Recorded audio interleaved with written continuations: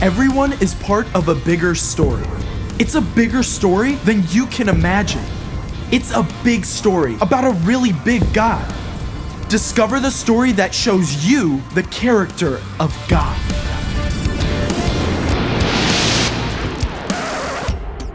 Hey, I'm Caleb, and you're looking at my Bible.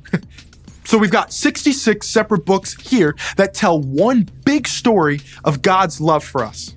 I mean, you're gonna find histories and letters, poetry, words of wisdom, even some pretty wild dreams and visions.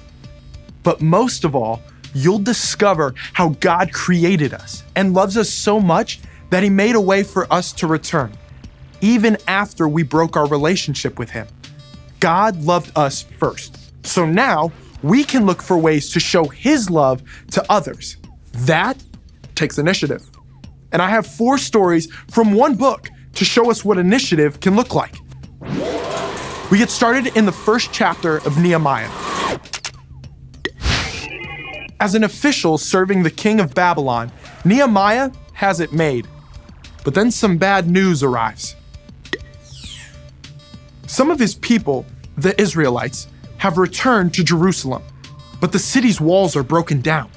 The people are living in fear and shame.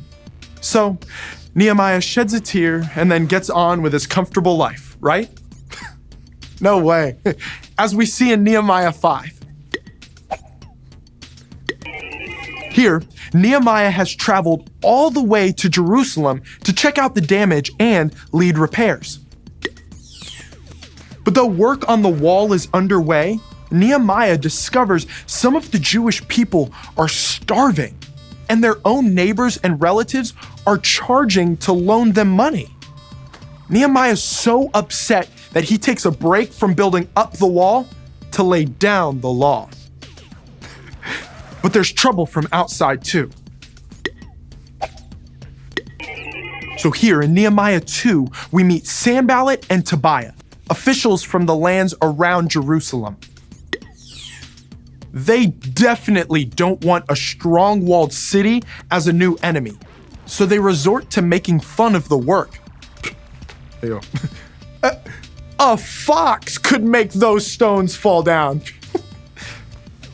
But though Sanballat and Tobiah try every trick in the book, Nehemiah's not falling off the wall for any of it. We wrap up in Nehemiah 6. And spoiler alert, the wall's finished. I think we'd all understand if Nehemiah wanted to give himself a pat on the back, right?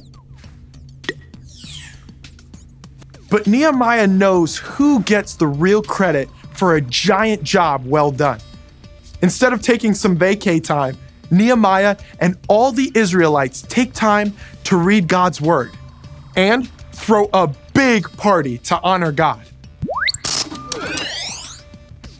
Nehemiah's entire story is about seeing what needs to be done and doing it.